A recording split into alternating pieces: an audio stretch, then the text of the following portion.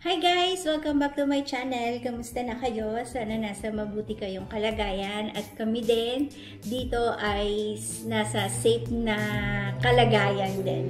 Anyway, today mag-unboxing tayo ng dalawang bag at bago tayo mag-unboxing, syempre, i-follow nyo ako sa aking Instagram account at mag-subscribe din kayo sa aking channel, Bag Addict Shopper. Yan, magsimulan na natin.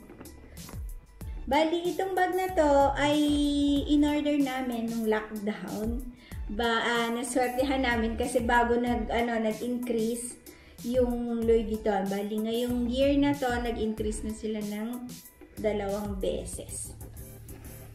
Yan. Ang Dolphin MM. Meron siyang 2 size, yung mini at saka ito. Tapos meron din siyang ibang leather. Ito yung collection ng 2019, pero sa totoo lang, meron din siyang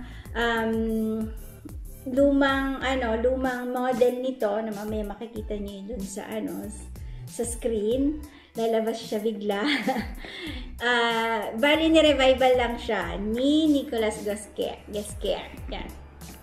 Ito yung reverse. Kung makikita niyo, yung buo dito sa likod, buong brown. Tapos, meron din siyang leather, calf leather. Tapos, sa harap, yung reverse. Meron, magnetic siya, magnetic flap. Kung makikita niyo talagang safe siya kasi talagang mahirap siyang buksan.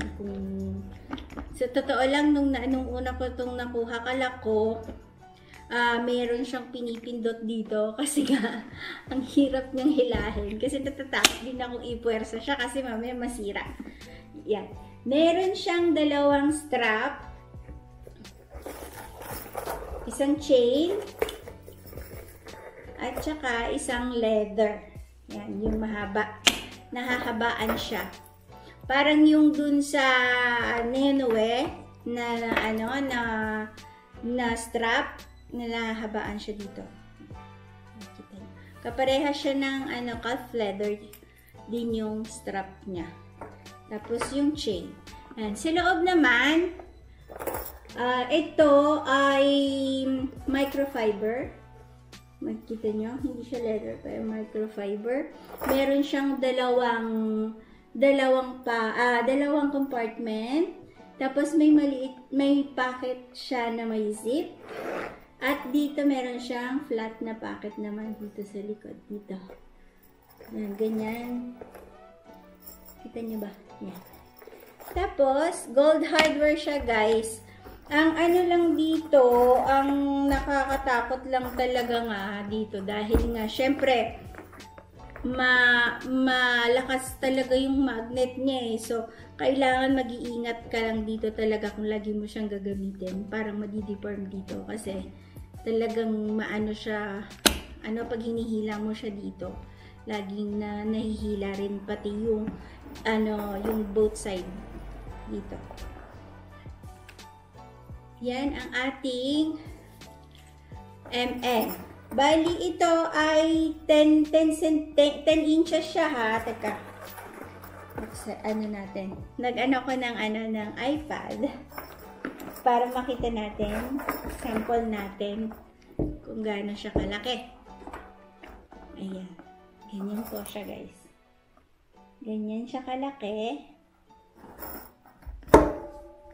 Para kung magkaroon kayo ng ideya. Bali, yung mini, hindi siya talaga ganun kaliit.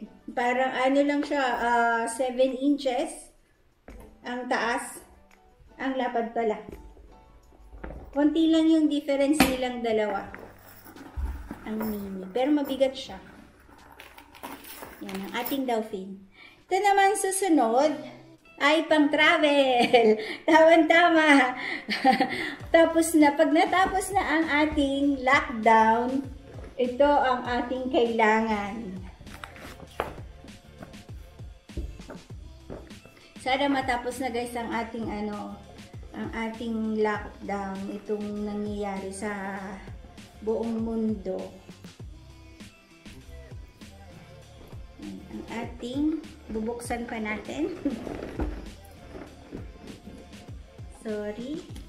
At medyo magalaw tayo ngayon kasi bubuksan natin ito.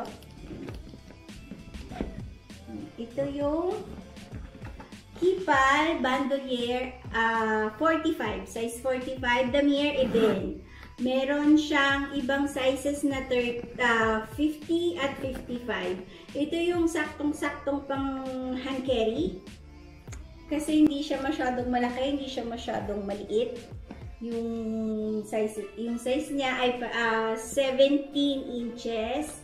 10 inches dito, tapos dito sa 8 inches naman yung dito niya, yung kapal niya dito.